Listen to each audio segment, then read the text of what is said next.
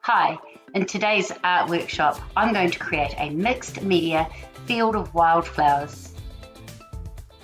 It's mixed media because I'm going to use a combination of different art materials. My background is going to be a dye background. I'll use food colouring for my dye. The next layer will be torn paper to make a textured grassy field. Then I'm going to paint my grass. Then I'm going to use a mixture of coloured paper, wrapping paper, craft materials like buttons and sequins to make collage flowers. Let's get started. First of all, I'm going to completely cover my background of my piece of paper, and I'm going to use dyes to do this.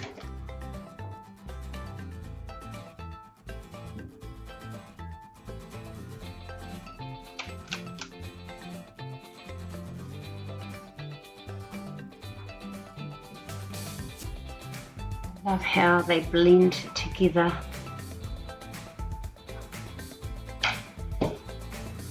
This is another way to make them blend. You actually wet your paper with some water first, and then when you put the dye beside it, it bleeds into the water and can create some really neat patterns and textures.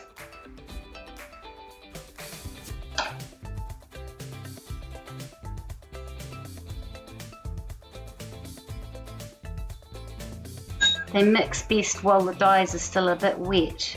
Once it dries, it's harder to mix.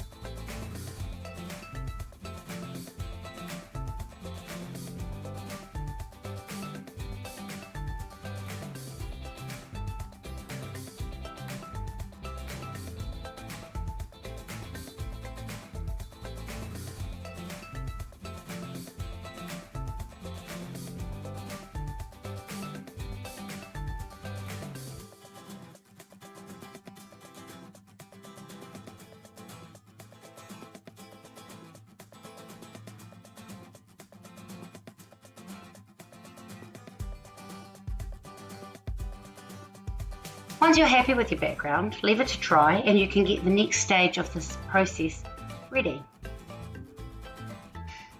The next step is to create your textured background. To do this, I'm going to take different pieces of paper with different textures and rip them into pieces of grass. I've got some old wallpaper here.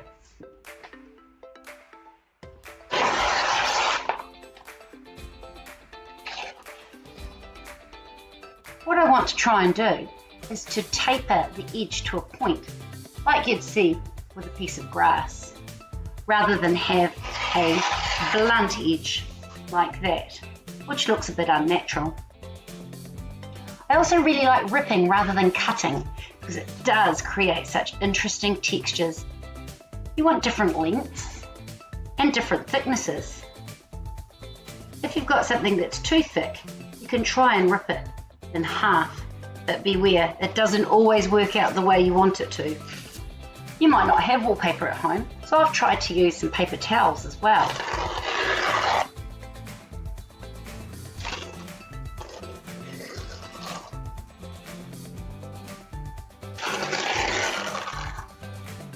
Try and get it down to a point.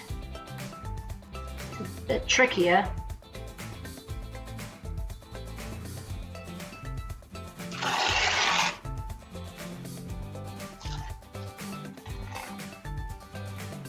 It doesn't matter what colour your paper is, because we're going to be painting over these. This is just creating our texture.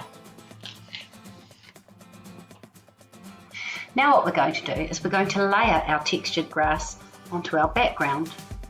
It'll be a good idea to try and create different angles for our grass, so it might be blowing in the breeze, so they're not all going to go straight up and down.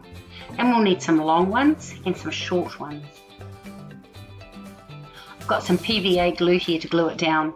It needs to be a stronger glue like PVA rather than a glue stick. And this is the fiddly part.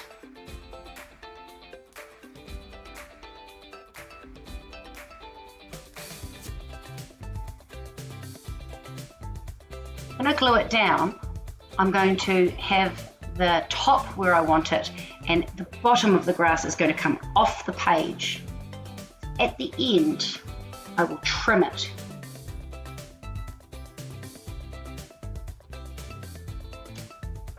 So later, I will get some scissors and I will cut along here. I'll rip this one for now.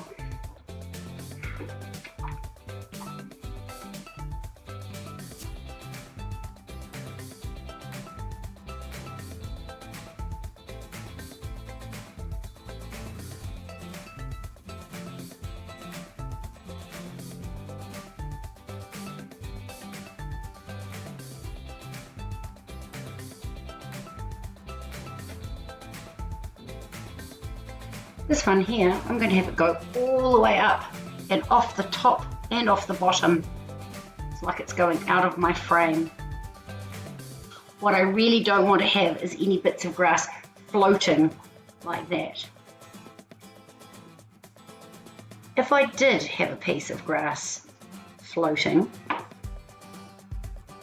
what I could do is get another piece and hide the floating bit by doing this.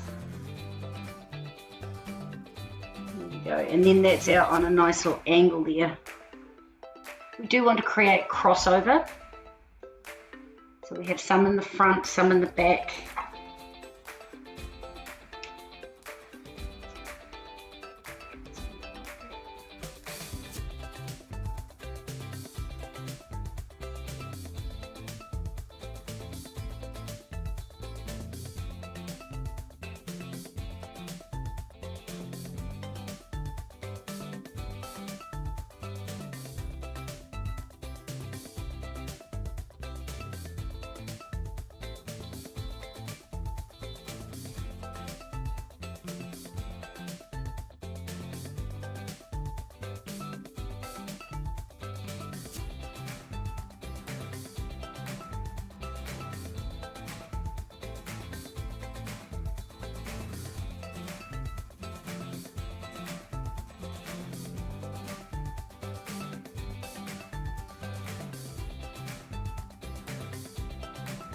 Now I need to leave my background to dry a little.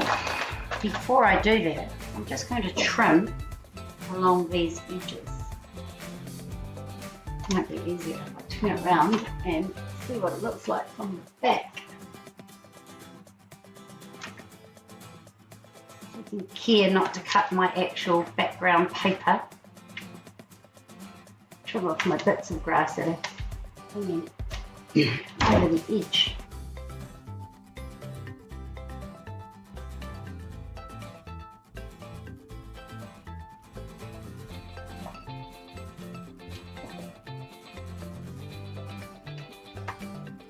While the background is drying, I'm going to create some flowers.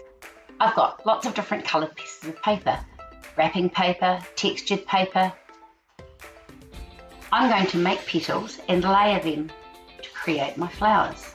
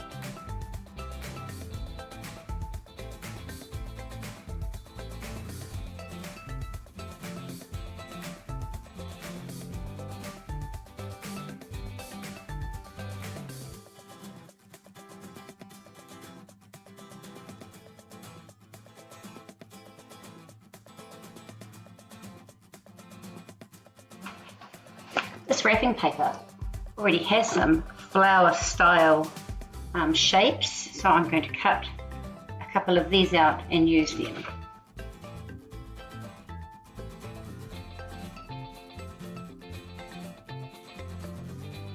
You might have some buttons that you can pop on the inside, or some little sequins.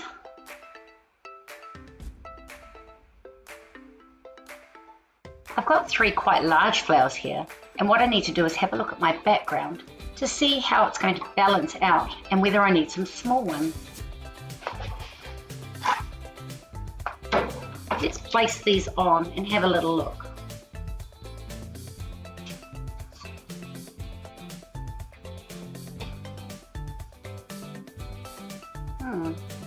I think another 2 big flowers up there would be good, and maybe some little ones.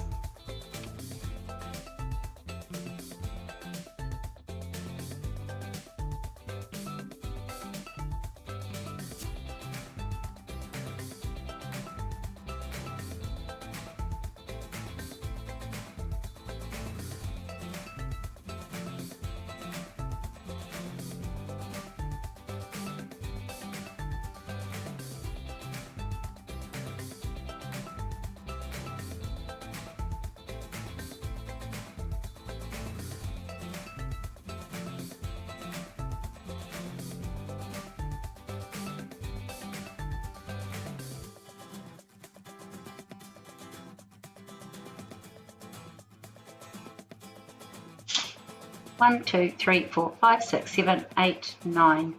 Good. I like to have an odd number. Now I'm going to paint the textured grass in the background. I have a little palette here that I've got yellow, blue, and green and white with. Now I don't have a light green, so I'll need to mix some yellow in with that to create my lighter green. I have a little rule that I like to follow where I always have at least 2 colours on my brush at any one time. And that way, when I brush on the paint, I get a mixture of colours in there and it's not just a flat, boring colour. The other thing I don't do is I don't wash my brush, so I've always got colours in there. One last tip is that when I'm getting my colour, I get it from the outside. So that even though I'm going to get some yellow and some blue, and they'll mix a little bit there, it keeps part of the colour really clean and that gets the messy part on the outside.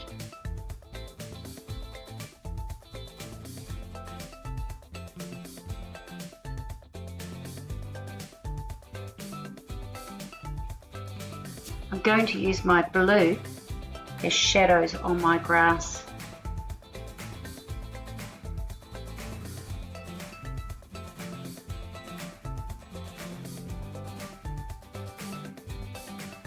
Flick some yellow in where it might be catching the sunlight. You notice that I don't actually usually mix the paint on here, I mix it as I go. I can change the colour as I go if I need to.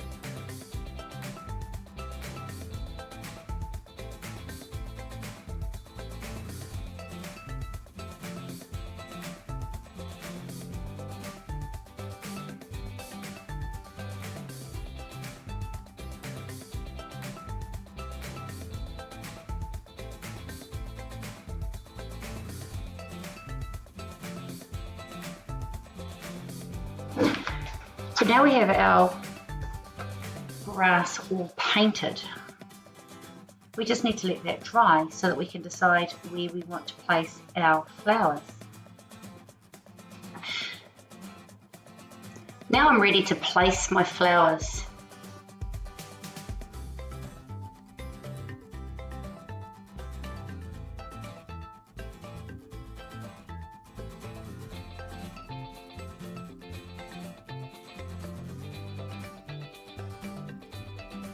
You can move them around a little bit to try and decide what you like best. Maybe the two orange ones will go nicely together. I think I like it how it was.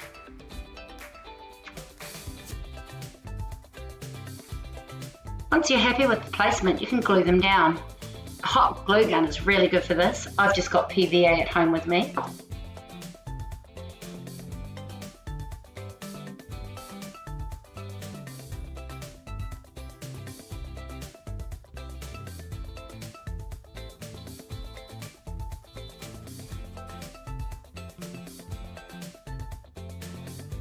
Right, and there you have our field of wildflowers, mixed media collage.